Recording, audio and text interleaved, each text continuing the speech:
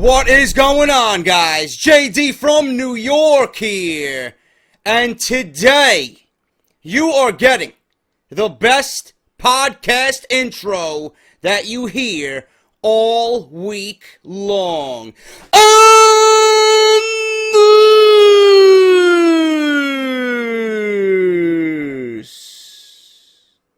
Damn, that was a good one. Is Off The Script, man. Episode 118, part number 3 for your Extreme Rules Sunday, man. May 22nd, 2016. Happy birthday to my younger brother, Michael, who turns 28, I believe. I don't even fucking know, man. I think he's 28, but happy birthday to him, man. Literally the smartest motherfucker you will probably ever meet in your lifetime, man. The guy is fucking unbelievable, and happy birthday to him. Sunday, hope he enjoys himself. Maybe I'll see him tonight for Extreme Rules. But thank you guys so much for... I don't remember how old my brother is, man. I feel like a fucking clown. I feel like a goon. Oh, JD, you don't know the age of your brother, man? Guarantee you I'm going to get someone in the fucking comments about that one, man. But thank you guys so much for watching me today.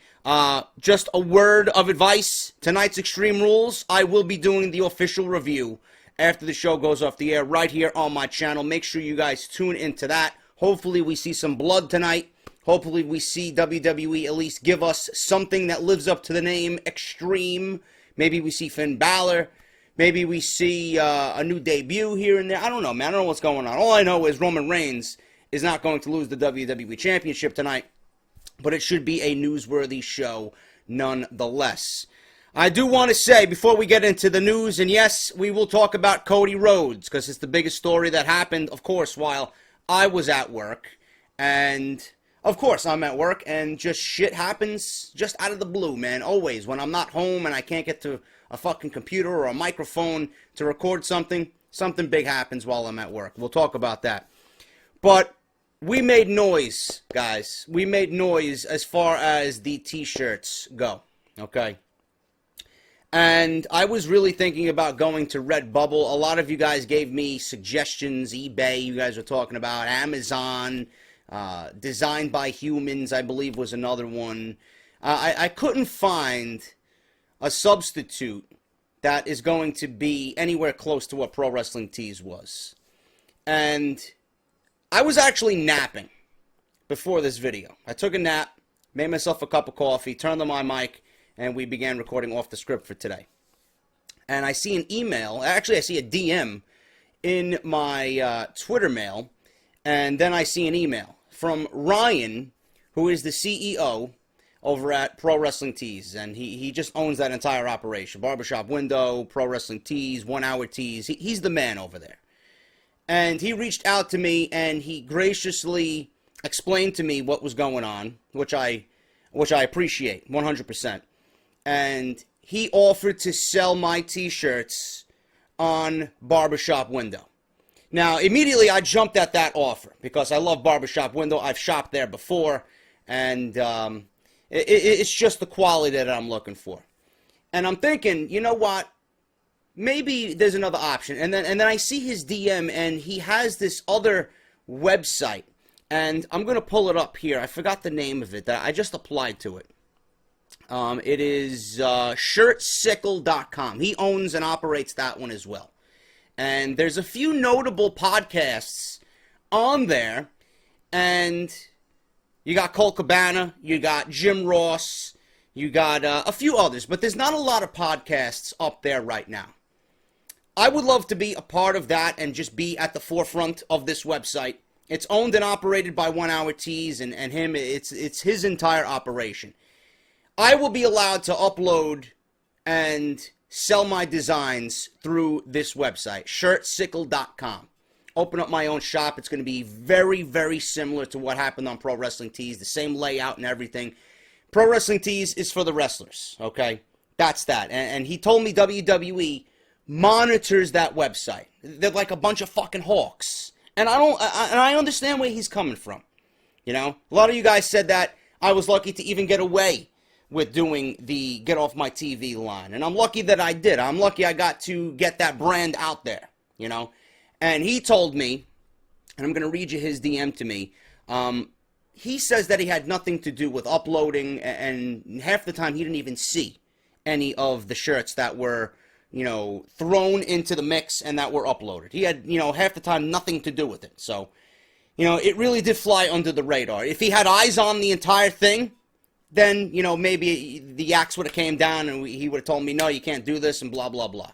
Okay, he immediately came to me and said, no, you can't do the Bullet Club logo, and he seen that one. The other ones he didn't see, and I fully believe him. I fully believe him. And I am in great spirits now that he brought me to Shirt Sickle, which is owned and operated by his company, and I'll be able to be back in business. It's exactly like Pro Wrestling Tees, and we're going to be able to sell the Roman Reigns design. We're going to be able to sell the Big Show design. We're going to be able to sell the Four Goons design with the Get Off My TV version 2, version 1, version 3, version 4 that I got in the works already as well. It's all up here, man. I just got to wait for Connor to, you know, do the design when I'm ready.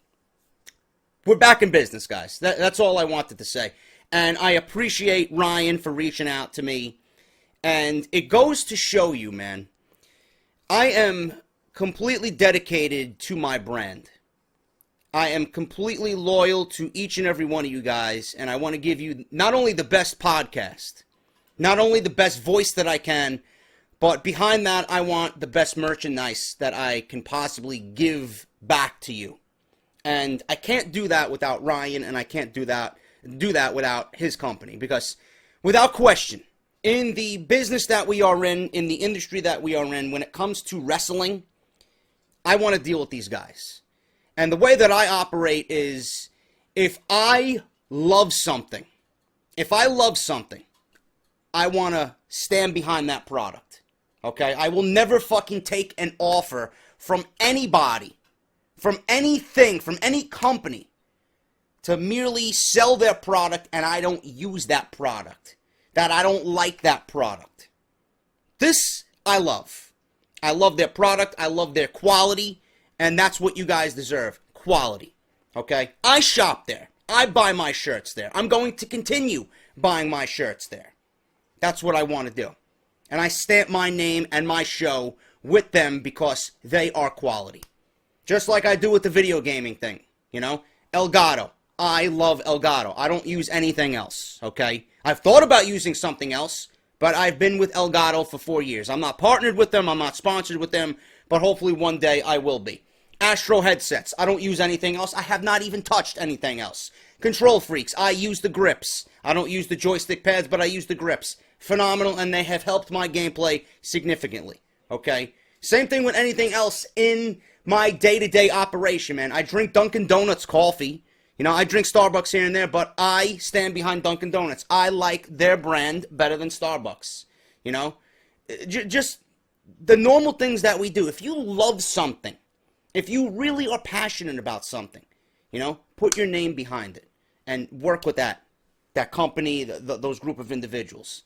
And this is what happened here. You know? I'm incredibly appreciative that Ryan reached out to me. He didn't have to do shit. He didn't have to do anything at all. This goes to show you how professional he is. This goes to show you the passion that I hope that he's seen on my behalf and that he's seen on your guys' behalf. That Off the Script is no joke, man. You know, we may be small. We may be still in the building phases. But when we get to where we want to go, we're going to be unstoppable, man. And I'm going to make sure I get there and I'm fucking taking you all with me, man. So, thumbs up to Ryan. I'm not sure if he's listening. Bro, unfucking believable. You are a legit beast. And I thank you a million times over, man. Can't wait to get these t-shirts out there for you. Can't wait to get my designs in the future out there to you guys. Off the Script, back in business. The brand, back in business. The merchandise in the online shop will be back in business. I will let you guys know when.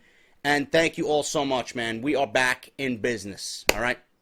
Twitter, at JD from NY206. Subscribe to the YouTube channel if you have not done so already. Please, we are nearing 50,500 subscribers. We'll be at 51,000 subscribers by the end of Extreme Rules. I predict that Thank you guys so much, new and old, as always. WrestleCrate.com.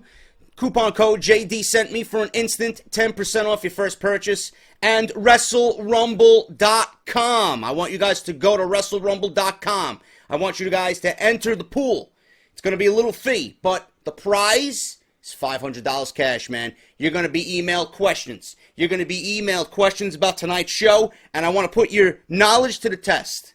I already picked my winners. I already guessed my winners. Will I win the $500 cash? We don't know, man, but it makes otherwise boring show, on paper anyway, a little bit more interesting when there's cash money involved. So WrestleRumble.com, go to the website, fill out the entry form, you'll be emailed questions, and they are very, very good questions, man. You're going to have fun with these, and you have the opportunity to win $500 cash. Make sure you guys go check that out. And as always, man, ProWrestlingTees.com. Go visit those guys out for your merchandising needs, man. You want the best in wrestling paraphernalia? Pro Wrestling Tees got you covered, man. That's ProWrestlingTees.com, man.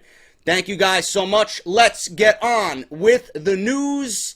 And the news that everybody's talking about. Cody Rhodes. Cody Rhodes has asked for his release from the WWE in some shocking and unexpected news that broke by the fine people over at WrestleZone.com. It looks like the debate between which gimmick is better, Cody Rhodes or Stardust, is over. The latest news from the Rhodes family is that Cody Rhodes has officially asked for his release from the WWE, and it looks like it has been granted. Cody Rhodes posted the following on his personal Twitter account. The past 10 years have been quite the trek, but as of earlier today, I have asked for my release from WWE. I'll speak further on the matter shortly. Thank you to all the pro wrestling sports entertainment fans worldwide. Thank you. End quote. It's not surprising per se that Cody Rhodes would want to be pushed by the company to be a bigger star due to his family name and history with the company. But asking for his release is a surprise for sure. He's been in the WWE since 2006. During his decade as a WWE superstar, his two-time Intercontinental Champion, a six-time WWE Tag Team Champion, and that's with 4 different partners, mind you. He's been one of the most consistent and, frankly, underrated performers in the WWE for many years, and he's made several gimmicks work with great success. Now, I'm not sure I would label that with great success. I would rephrase that and say he's had several gimmicks that he's really played the role very, very well. Okay, I don't believe he's had great success with anything that he's done lately, but as far as him feeling the character, getting in the role to play that specific character, whether it's dashing Cody Rhodes or Stardust, he was in the moment. He lived the gimmick, and he did it with great success, okay? Could have worded it a little bit better. There is no word on what is next for Cody Rhodes in the wrestling industry or his life, but he was a great performer, and his talent is certainly going to be missed. Losing Cody Rhodes has to be considered terrible for the WWE. Many fans were under the assumption that Rhodes would drop his Stardust gimmick eventually and go back to the Rhodes name with a new character coming along with it. Many wanted to see that character come back rather than the one we've seen lately. He's clearly shown that he can play characters as well as anybody, or better than most anyone in the company. The problem is that after his father's passing, which I'll talk about in a second, Cody has not been the same to most fans. It is understandable, however. The same character that people wanted him to drop was quite special to him. The name Stardust is a nickname. Dusty Rhodes gave it to his son Cody years ago, and the name Goldust was the nickname for Dustin. Many felt that he could still honor his father by using the same last name, as the name Rhodes is quite honorable. While his last name is really Runnels, the Rhodes name is synonymous with pro wrestling, and Cody was certainly a great addition to that name. He more than made his father proud, as most feel Cody Rhodes is one of the best character actors the WWE has ever seen. He would knock gimmicks out of the park that no one else could. Now, I am not as upset with this news as a lot of people are. I'm disappointed That's the word I should use, disappointed. The one thing I want you guys to understand is that Cody Rhodes has been in the WWE since 2006, okay? He's been in the company since 2006, 10 years. So you know how old Cody Rhodes is? 30. He's 30 years old. He has barely scratched the surface of WWE's ass at 30 years old. You know, WWE has a prime talent in Cody Rhodes. The one thing that really shows, okay, yes, he's in the character, he plays the character, you can't really notice it when he's in the gimmick and living the gimmick. But if you have had someone pass away, and especially a mother or a father, anyone close to you, you know, that will damage somebody for a very, very long time. Some never get over losing a loved one, you know. I got over my grandfather passing because him being sick was actually easy on me. I seen him every week. I made it a fucking mission to see him every week, no matter what state he was in. It made me cry seeing the state that he was in. And when I seen him, I was just comfortable and happy to be around him, no matter how frustrating it is to deal with somebody who's borderline dementia, Alzheimer's. It was tough. It was tough on everybody. It was tough on my mother. It was tough on my grandmother. It was tough on my my dad, everybody, my brothers. We all dealt with it in different ways, you know? And when I seen him, I felt comfort. And when I seen him, I didn't get upset. I did not get upset at all. I knew what was coming. It's not like it happened suddenly and he was healthy and all of a sudden the next day he's not there and we don't know what happened. We know what happened with my grandfather. He passed away to the terrible disease that is Alzheimer's. We knew that was eventually coming. So when that news broke, it really didn't hit me as something that was shocking. I didn't really cry over the fact that he passed. I was more upset over the fact that I was stuck at work and I had a day off and I wanted to call my mother. This was February 3rd, by the way. It was in the afternoon. It was literally 1:30 in the afternoon. I was getting ready to go see my mother so we can go to the nursing home to see my grandfather. And she calls me before I even start getting ready, and it's the phone call that I wish I did not hear. She tells me that Grandpa passed away, and that was that. I didn't initially cry over the fact that we lost my grandfather. I cried over the fact that no matter what state he was in, I could not tell him goodbye. I could not tell him one last time that I loved him. And the next time that I seen him was him laid out in a casket. That I cried over. Just him laying there and the fact that I could not tell him while he was still breathing that I loved him. And, you know, I was just happy to be with him. I couldn't do that. I didn't have the opportunity to do that. And after that, you know, we still think about him. Every May 4th, his birthday, we think about him. Every time the fucking Kentucky Derby, the Belmont, the whatever the fucking other race is that comes after the Kentucky Derby. What is it? It's the Derby, the Belmont I know is last, the Preakness. He always, every year, sat in his rocking chair and watched the fucking horse races, man. The Derby, the Preakness, and the Belmont. And every time that time of year comes around, it's, you know, we're in, you know, racing season right now. We just got done with the Derby, the Preakness is coming up, and then the Belmont later this summer.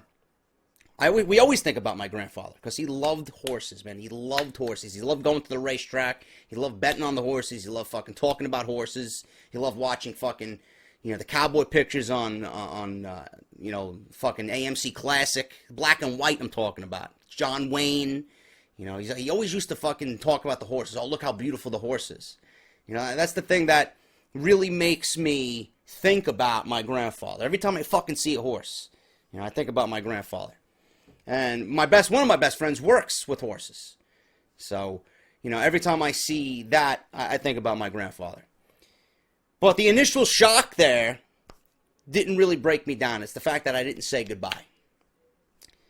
Cody Rhodes, and I'm sorry I went on that tangent. Whether you guys like it or not, I really don't care. I don't really open myself up a lot of times here, but that's one of the few times in which I felt it was right to.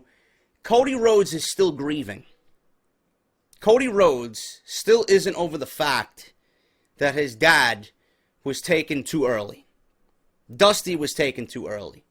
You know, a lot of people looked at Dusty and he looked very, very thin. I didn't know what was going on with Dusty. Maybe he had some type of cancer. I don't know what exactly happened. Okay? But Dusty was taken far too soon from Cody and Dustin and everybody in the Rhodes family. Everybody. And they still can't get over that fact. Cody is grieving. And he will continue to grieve. His heart is probably not in the product at all. It doesn't have anything to do with a push. It doesn't have anything to do with him not being main evented. It has nothing to do with him not winning titles and being in a program at WrestleMania where the spotlight is on you. It has nothing to do with that. If Cody Rhodes could be Stardust for the rest of his career, I'm pretty sure I'd take a wild guess and say that he would love to be Stardust for the rest of his career. Because that's what made his father happy. He wants to honor his father. But he's still grieving. And you can't help an individual that's grieving. You know? That's his father. I can't imagine what I would do if I lost my mother or father, or if you guys lost your mother and father, like that.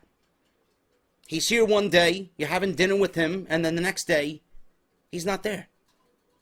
Something happens, and the announcement of his death is all over the place. The internet, WWE let it out. Who the fuck knows what these guys are going through? Nobody knows. He's still grieving. So, Cody might have asked for his release because he just wants to be by himself. He wants to do things that he wants to do. He wants to be in a moment of reflection. Maybe he wants peace, away from the road, away from the strenuous act of wrestling. I don't know. We don't know. All I could tell you is everyone who is a fan of Cody, everyone who is a fan of what he has done for the WWE, what he has done as far as his career goes, all we can do is respect his decision. That's all we can do. And we're going to have to live with that decision because it's solely up to him. WWE cannot say anything. They cannot do anything. Nobody can do or say anything to that man.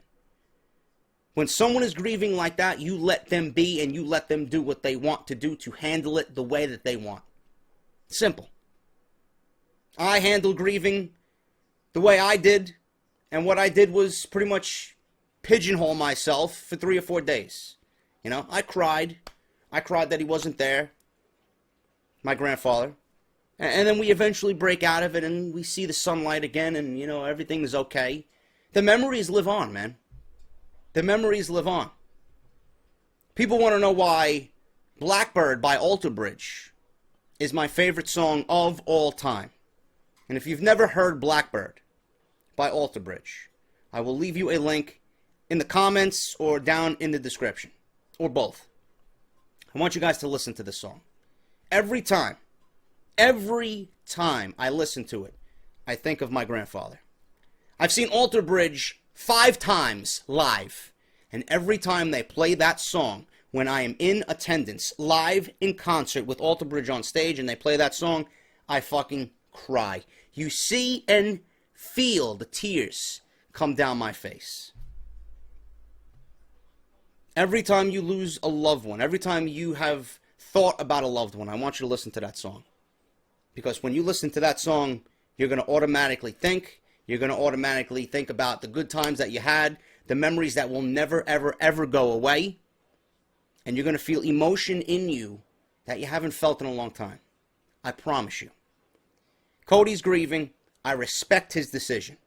It has nothing to do with anything wrestling related.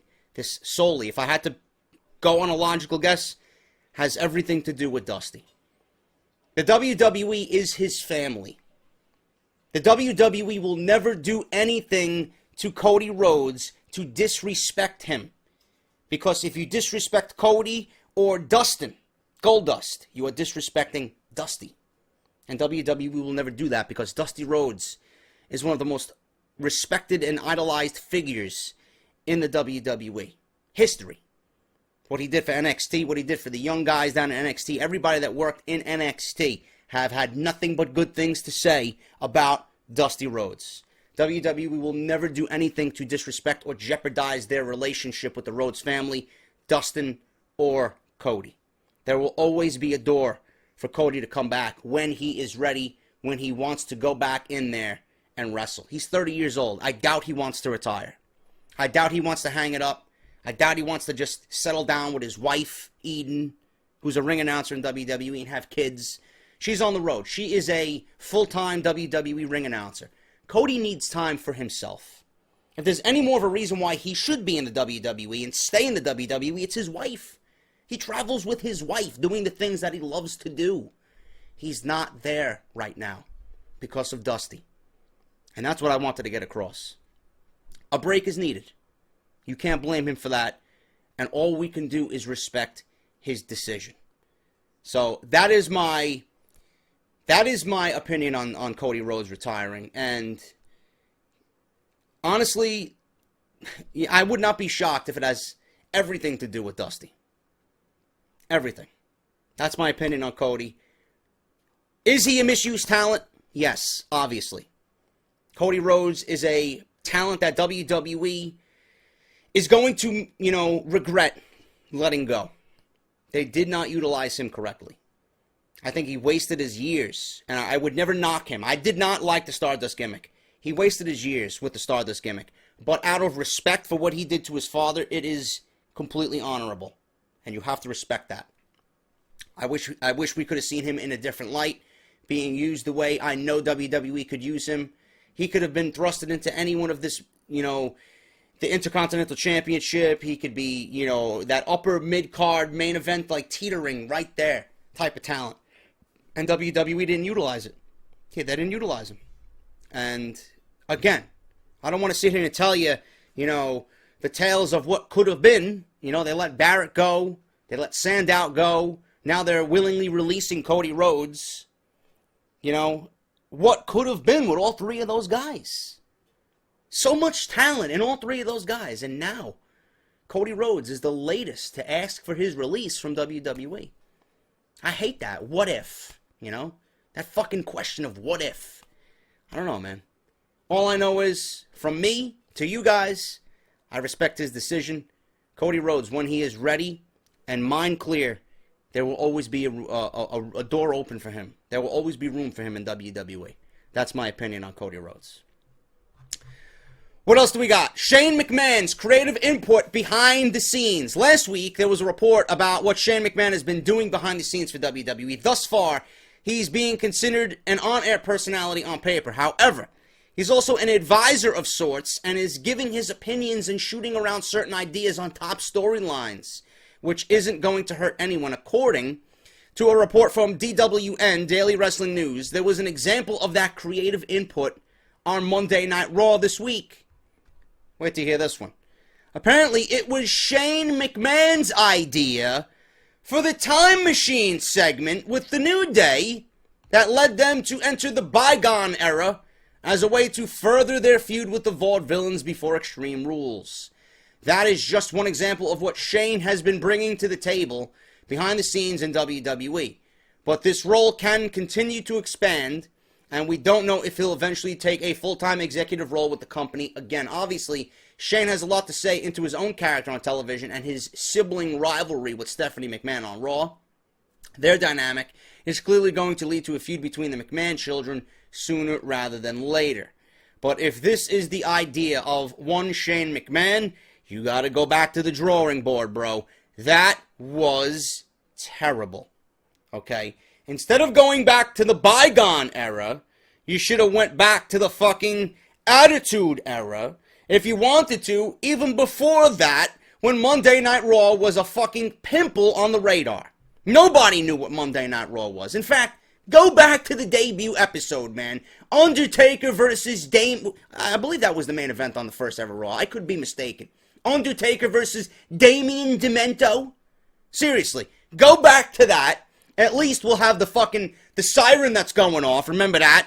We got the Manhattan Center, where you could fucking have two 90-year-old hags in the ring wrestling each other, and people would fucking go batshit crazy over. It doesn't fucking matter, man. That's what we want. But no, WWE insists on bringing in a time machine for Kofi Kingston to go back to his Yaman, Jamaica man gimmick. Are you fucking serious? Nobody gave a shit about Kofi Kingston in that gimmick, in that role. Why would you take us back there, man? Why? Jesus Christ. If you really want a new era, the time machine should have been put to good use. Get rid of fucking Michael Cole and JBL and Byron Saxton. Go back to a day when Jim Ross and Jerry the King Lawler were there. Fuck, I'll take Vince McMahon and Macho Man Randy Savage, bro. Give me a break. The days of Razor Ramon and Diesel and Stone Cold Steve Austin. Yes, I love Diesel as champion, goons. I enjoyed Diesel as champion. I don't give a shit how people shit all over his gimmick. He was the chosen one that era, and he had some pretty damn good fucking matches during his run as WWE champion. Go back to a day where Vince McMahon and Savage were there. Austin, The Rock, fucking Foley, This Is Your Life, you know? Fucking Stephanie McMahon being crucified on Monday Night Raw's stage. You could have went back to a whole bunch of different scenarios, man. But no, they want to go back to Jamaica, man. Come on, man. If this is the idea of Shane McMahon, bro, you gotta hit the fucking drawing board hard. Again, that was awful. I'm surprised to hear that one. Let me know what you guys are thinking about Shane McMahon coming up with the time machine shtick for the New Day on Monday Night Raw. If that's the case, I don't need Shane McMahon doing anything behind creative at all. Maybe this was just a hiccup, but, I mean, we don't know. It is on the road to Extreme Rules. It could be okay. It could be passable, but if this is the kind of shit that he's going to be coming up with on the regular, we don't need to see none of that shit on Monday Night Raw, man. Seriously. WWE is considering making Dana Brooke... I gotta wipe my fucking eyes, man. I don't know what the fuck I'm reading here. Dana Brooke and Eva Marie? A duo? After Emma's injury? Oh my God. Jesus Christ. I might have the next two versions of Get Off My TV ready, if this is the fucking case. Emma's back injury was a worst case scenario for her career. That also forced WWE to call an audible when it came to Dana Brooke because they just called her up from NXT. However, Brooke has been doing well on the main roster thus far. Most of the calls from NXT have a cult following of sorts. A lot of WWE Universe already knows them when they arrive. The interesting thing about Dana's run in NXT is that she had a lot more to accomplish. Regardless, the powers that be made the decision to bring her to Raw and SmackDown, and she's been getting a steady push by getting clean wins over Becky Lynch and Paige. That's a big deal. But according to a report from DailyWrestlingNews.com, there is some talk about still wanting Dana Brooke to have a partner. WWE has also brought up Eva Marie, and still, I don't see this move. I don't see clarification of this move. I don't see confirmation of this move. They've also brought up Eva Marie, despite having a lot more to accomplish in NXT. But WWE officials are discussing pairing Brooke with Eva Marie together as a duo. Frankly, they're both a similar kind of heel character that could form a strong duo with a lot of heat, especially against women like Becky Lynch, Natalya, or Sasha Banks. No. No. I don't want it. I don't want to see it. I don't want to hear about it. I don't want to read it. Fucking reading the name Eva Marie is making me fucking have stomach pains. That's how fucking cringeworthy that is. I can't fucking stand this woman. Now, she may be a lovely woman in real life. She may be fucking funny and enthusiastic and a hard worker. I'm talking about Eva Marie, the WWE superstar. She is awful. I don't want to see her anywhere near a fucking ring. Stick to Instagram, honey. Stick to Instagram. Continue fucking making fucking photos of you chopping onions and you making healthy meals. Bake me a fucking chicken breast with a nice fucking potato, baked potato. Alright? And a side of healthy fucking green beans and carrots. Something along those lines. You don't need to be in a ring. You don't need to be in a ring. Seriously. Continue going to the gym. Continue doing your fucking promo shoots for Instagram and getting your fucking hair products ready and your clothing line or whatever the fuck you're doing. I'm telling you right now. Eva Marie does not care about being a WWE superstar. This is evident. This is clear. Eva Marie only cares about using the WWE as a catapult for her other 60 projects outside WWE. This is a fact. This is a fact. If she gave a shit about WWE, she would be at least a Summer Rae. She would at least be an Alicia Fox. She would at least be a Dana Brooke. She moves like fucking quicksand in the ring. I don't know if you guys seen her match with Asuka on a couple editions ago of NXT.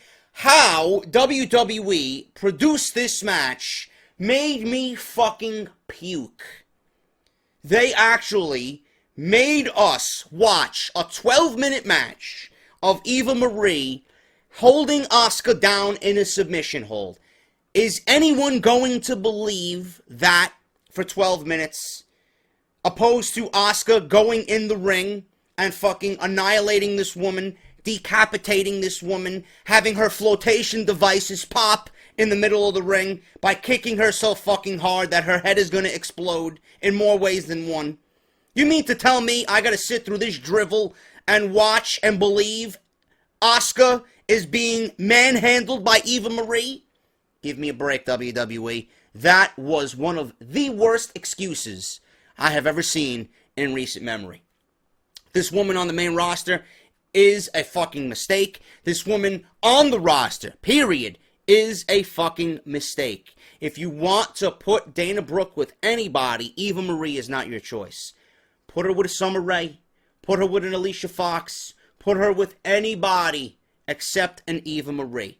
I don't want to see Eva Marie versus Becky. I don't want to see Eva Marie with Sasha. I don't want to see Eva Marie with Paige. She is at least 5 years, if that, away from even being on a WWE Monday Night Raw. This woman is awful. And even, that may even be going too far. 10 years is more like it. If she has not improved yet, she will never improve. She does not care.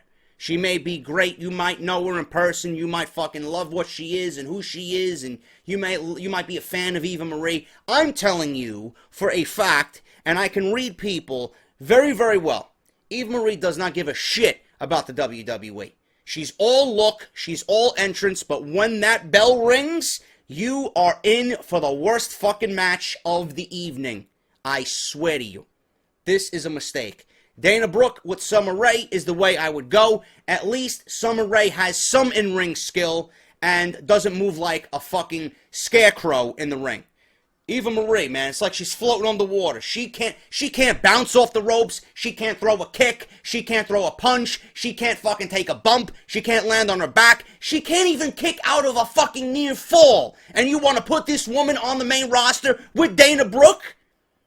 Monday Night Raw is bad as it is.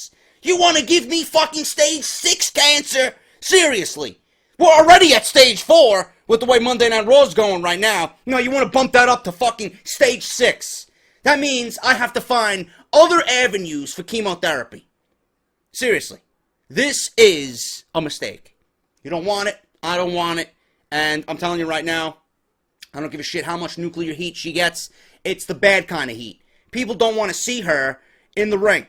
It's not the heat where you're booing her character. It's the heat and the boos that signify lady, you fucking blow, get out of the ring, you don't belong here, and I want to see someone with actual talent.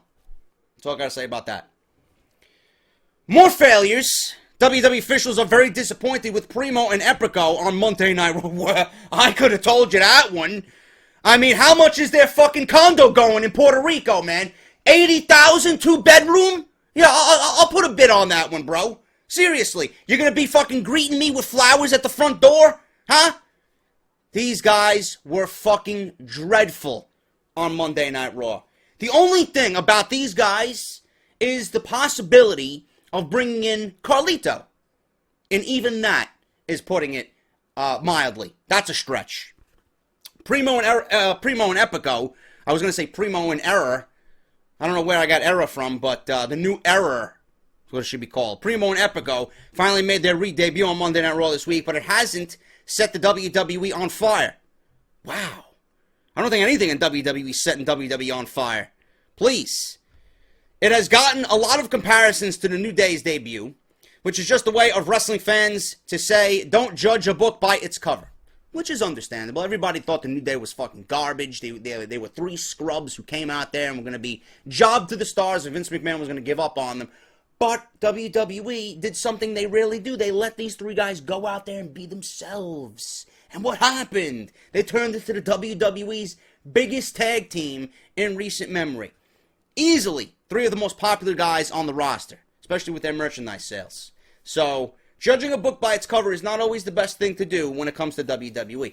Admittedly, they have had 1 week to show their new gimmick, but the Shining Stars are already being considered a flop by much of the WWE universe and a lot of the WWE officials behind the scenes. According to a report, there has been a lot of criticism from WWE fans and a lot of people backstage about their debut. It's still very early, but many within WWE immediately lost hope for the gimmick and believe they will be right back where they were with Los Matadores before SummerSlam. Simply put, they think the repackaging was lazy. Of course it was lazy. Someone in WWE Creative was watching the Home and Garden channel. They were watching one of those fucking real estate shows, and they seen Puerto Rico come up in one episode, and they seen a beautiful condo for sale, and they were like, oh my god, we still have Epico and Primo. Let's make their gimmick a bunch of real estate agents selling fucking condos and apartments down in Puerto Rico. And they'll greet you with fucking flowers, and they'll brag about how it's great to live the Puerto Rican lifestyle. That's what we'll do.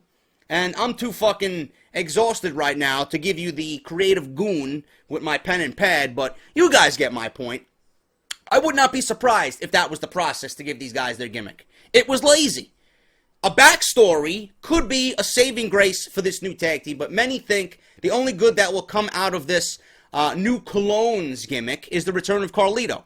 However, there is absolutely no news on talks with Carlito. In fact, many people are questioning why guys like King Barrett and Damien Sandow were released by the company, but Primo and Epico are still getting chances, and they're doing nothing with their gimmicks after weeks and weeks of hype.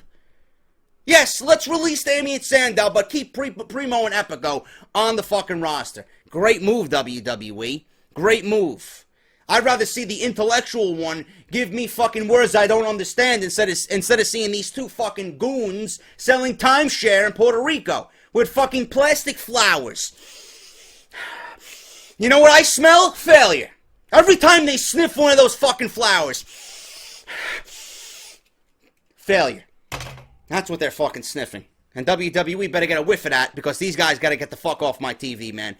Seriously, I never heard a quieter crowd during a debut in my entire fucking life watching TV. Watching wrestling, man. It was... I don't know if we were watching wrestling or we were at a fucking wake. I don't know what the fuck we were watching. Everybody was fucking comatose when these guys came out. Nobody understands them. Nobody gets the gimmick. Give me a story. Why are you here? What are you supposed to be? Why should I care about Puerto Rico? Something. But these guys get 4 weeks of fucking promo packages, but Apollo Crews and Tyler Breeze and Baron Corbin get nothing. They get nothing. Great job, WWE. Great job on supplying your talent with the footsteps of success. Awesome. Great job, man. We talked about Cody Rhodes. What else do we got here, man? What the fuck? Yeah, Survivor Series. This is another story going around. Survivor Series will be in Toronto this year. Ooh. First pay-per-view held in a decade. And in Canada, the following dates have not been confirmed, but the locations of the final 3 pay-per-views in 2016 have unofficially been released. We got Hell in a Cell in Boston, Survivor Series in Toronto, TLC in Pittsburgh. There's nothing special about Hell in a Cell or TLC. However, Survivor Series taking place in Toronto, Ontario, Canada, is something that the city is roughly, that has been roughly a decade in the making. Excuse me. Here's a fun fact. The last time WWE held a pay-per-view in Toronto was Unforgiven 2006 in the infamous TLC match with Edge and John Cena. Earlier this year, WWE had Roadblock in Toronto, but that wasn't an official pay-per-view. Yes, it was. Yes, it was. This will be the first time in a decade that there is a WWE pay-per-view in Toronto, which is obviously a big deal for the people of that city. It's most likely going to be an explosive, intense crowd for Survivor Series, of course. It's going to be very difficult to predict the card, but the latest rumor claims that we could be seeing the return of War Games for WWE. All I have to say is, number one, the Toronto crowd is always fucking great. I love you guys up there. You guys are always fucking fantastic when a WWE live event comes, and you show us how vocal a crowd should be. Number two, how many different ways is WWE going to try and recreate the Montreal Screwjob? That's what I'm thinking. They did it with fucking Charlotte and Natty on a random-ass fucking pay-per-view. In Toronto, I'm sure there'll be some goon and creative. Let's recreate Michaels and Bret Hart. I know Vince will be happy about that. He'll get a chuckle. Some goon and creative, I guarantee you, is thinking that way right now. Oh, it's in Toronto? Yeah, let's start scheming some Montreal Screwjob. You know, get the fuck out of here, man. It's so fucking stupid. All because you're in Toronto, all because you're in Canada. Yeah, let's recreate the one incident that fucking damaged Bret Hart beyond fucking repair. Seriously, get the fuck out of here, man. It's so fucking stupid. And finally, I went long enough here. What do we got going on here? There will be a part 5, I will tell you that. Sasha Banks, she's being kept off TV for long-term storyline reasons. Let's go through this real fast. Ever since WrestleMania 32, Sasha Banks has been very noticeably absent from WWE programming. Although she's not appearing on Raw and SmackDown, she's still working a full-time schedule. It's an issue that WWE television only features 1 or 2 feuds in the women's division, which forces some of the top talents to sit and wait their turn. However, the powers that be seem to have something planned for the boss. According to a report from DWN, WWE officials are purposely keeping Banks off television for long-term storyline reasons. The report came to light through the Wrestling Observer newsletter and Dave Meltzer. There are no updates on what WWE has planned, but there is a rumor as of a few weeks ago that WWE is planning Banks to become the next women's champion at SummerSlam in a few months. It's only May, so there is plenty of time for Banks to be built to that result. Many within WWE Universe were shocked to see Sasha walk out of Dallas without the title. Having to wait another 4 months doesn't seem to make a lot of sense to them, but WWE obviously is looking to build to the ascension of Sasha Banks slowly. So there you have it, goons. Sasha Banks should be on TV. She should be gracing us with her beauty and her in-ring talent, but WWE just doesn't want to show her on Monday Night Raw. I guess they're not proud of what they have in Sasha Banks, and they only believe she's good enough for superstars and main event right now. But we will be seeing her, so patience is key here, folks. Patience is key. Sasha is going to be feuding with Charlotte as soon as Charlotte is done with Natty. There might be a mini feud there with Paige, and then Sasha could get involved, and she'll eventually be the women's champion. Then we'll be seeing Sasha every week on Monday Night Raw, and then there'll be no more bitching and complaining. But, yes, she should be featured. She should at least be running through fucking women to prove that she is, without question, the number 1 contender for the women's championship. But I understand why WWE's doing it. But Sasha Banks, man, there's no difference right now between Sasha Banks and Brock Lesnar. I mean, she's off fucking television, and she's only going to be back for the big fucking match for SummerSlam. So she's like the Brock Lesnar of the female division, as I see it right now. But she will be there. She will be the number 1 reason for that division to even exist in just a few months. So look forward to that. Banks is being kept off WWE television because WWE has long-term storyline reasons for her at SummerSlam. And that's all. Off the Script is completed, part 3. There will be a part 4 on Monday, Make sure you guys tune in 11 a.m. as always. That's my usual time. Thank you guys so much. I'll be live, not live, but I will be here uploading the review and results of WWE Extreme Rules 2016. What's going to happen tonight, man? I don't know, but I'll be tweeting live throughout the entire show. JD from NY206 on Twitter. Make sure you guys follow me. And thank you guys so much for everything and listening to me. What a great episode this was, man. I'm very, very proud of this episode. Very happy with the way it came out. Thank you guys so much. I'll see you all later on Twitter for Extreme Rules and right here on YouTube for the review, man. Thank you guys so much. Until then, hit that thumbs up, man. Fucking smash that thumbs up. Like Joe says, stick it up my ass, man. I'll see you guys right back here for Extreme Rules 2016.